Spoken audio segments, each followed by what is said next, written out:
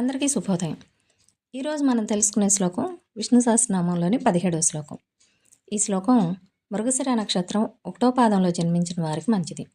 శ్లోకం: ఉపేంద్రో వామనః ప్రాంశు అమోఘ శుచిరూర్జితః అతీంద్ర సంగ్రహ సర్గో ధృతాత్మా నియమో యమః.